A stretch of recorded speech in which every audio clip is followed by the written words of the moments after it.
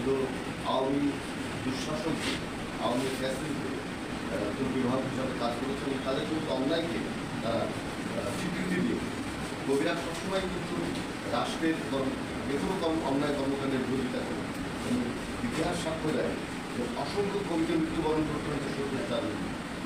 বাংলাদেশেও হয়েছে, পৃথিবীর সব দেশে হয়েছে। গত জুলাই বিপ্লবের সময় যে ঘটনাগুলো ঘটেছে আমাদের রাজনৈতিক দলগুলো যারা প্রগতিশীল চিন্তা করে তারা কিন্তু বুঝতে পারে তাদের অগোচরে স্বাধীনতা বিরোধী শক্তি ওই যেদিন বিপ্লব হচ্ছে সেই রাত্রেই কিন্তু তারা বিভিন্ন বড় বড় পদে অধিষ্ঠিত হয়ে গেল। তারা কিন্তু প্রশাসন দখল করে দিয়েছিলেন। তারা বাংলা একাডেমি নতুন ইনস্টিটিউট এবং বিভিন্ন সাংস্কৃতিক প্রতিষ্ঠানে তাদের প্রতিনিধি বসিয়ে দিয়েছে।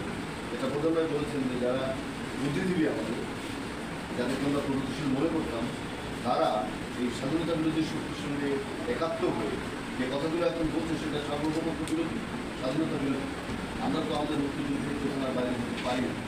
মুক্তিযুদ্ধের যে যেরকম সত্য, জুলাই বিপ্লব সত্য। জুলাই বিপ্লবে যারা দাবি করছে, যারা এককভাবে যারা মানে নানা রকম রাজনৈতিক শক্তিকে কেন্দ্রীভূত করে ক্ষমতা দখল করার চেষ্টা করছে, তাদের লোক কিন্তু বেশি মৃত্যুবরণ করে। মৃত্যুবরণ করে সাধারণ মানুষ। আপনি হিসাব করে দেখেন, একদম সাধারণ মানুষ মারা গেছে, অসংখ্য সাধারণ মানুষ যারা রাজনীতির সঙ্গে যুক্ত নয়। তারা শুধু মত প্রকাশের স্বাধীনতা, তারা শুধু বাঁচার লড়াইয়ের কারণে তারা শপথ দিতে এসছে। কোনো রাজনৈতিক দু একজন কর্মী রাজনীতি মারা যায়নি, তারা কিংবা জামাত দ্বিতীয় স্বাধীনতা বলছে, সেটা কিন্তু আমাদের চিন্তার সঙ্গে যায়। এটা একটা নিঃসন্দেহে একটা গণতান্ত্রিক প্রক্রিয়ায় এরকম পৃথিবীর সব দেশের অবস্থা না। এটা কোনো বিপ্লব হলো, কারণ প্রতিটি বিপ্লবের একটা দার্শনিক আদর্শ থাকে। এটা বিভাগ করতে না, হ্যাঁ, এটা ঠিক ভয়ঙ্কর কথা। এবং বাংলা একাডেমির ভিজিটে আমরা অনেকবার বলেছি যে এখানে যে নৈরাজ্য চলছে সেখানে বাংলা ভাষা হচ্ছে আমাদের মূল স্তম্ভের জায়গা। বাংলা একাডেমি সেই জায়গাটা খুব ক্লিন করে, কিছু করে।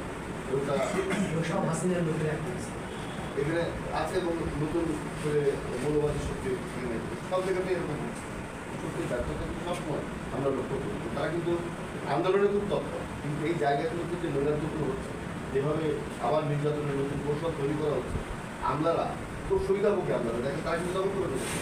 তারা কিন্তু বলছে আমরা ছিলাম মানে কী বলে কিছু পাইনি, 17 বছর নির্যাতন সেই কথা বলে কিন্তু তারা দ্রুত সচিব হয়ে গেছে।